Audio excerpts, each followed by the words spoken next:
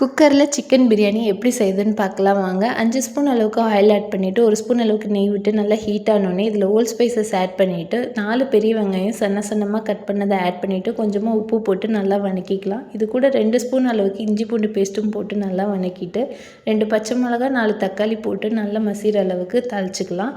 இது கூட ஒரு கைப்பிடி அளவுக்கு புதினா மல்லி இலையை ஆட் பண்ணிவிட்டு நல்லா இந்த இலையில சுருங்குற அளவுக்கு தாளிச்சிட்டு இப்போ நம்ம வாஷ் பண்ணி வச்சுருக்க சிக்கனையும் ஆட் பண்ணிக்கலாம். இது கூட 1/4 ஸ்பூன் அளவுக்கு மஞ்சள்தூள், 2 ஸ்பூன் அளவுக்கு பிரியாணி மசாலா, 1 ஸ்பூன் அளவுக்கு மிளகாய்த்தூள், 2 ஸ்பூன் அளவுக்கு தயிர் ஆட் பண்ணிவிட்டு பிரியாணிக்கு தேவையான அளவு உப்பு போட்டுட்டு நல்லா 5 நிமிஷம் சிம்லேயே வச்சு வேக வச்சுக்கலாம். நல்லா இந்த மாதிரி எண்ணெய் பிரிஞ்சு வந்தோடனே நம்ம ரைஸுக்கு தேவையான அளவுக்கு தண்ணி ஆட் பண்ணிக்கலாம். 1 கப்புக்கு நான் 1.25 டம்ளர் அளவுக்கு தண்ணி ஆட் பண்ணியிருக்கேன். லாஸ்ட்டாக இதில் கொஞ்சமாக லெமன் ஜூஸ் ஆட் பண்ணிவிட்டு ரைஸை ஆட் பண்ணி உப்பு செக் பண்ணிவிட்டு 2 விசில் விட்டு எடுத்திங்கன்னா ரொம்பவே டேஸ்ட்டான சிக்கன் பிரியாணி தயார். ட்ரை பண்ணி பார்த்துட்டு எப்படி இருக்குன்னு சொல்லுங்கள்.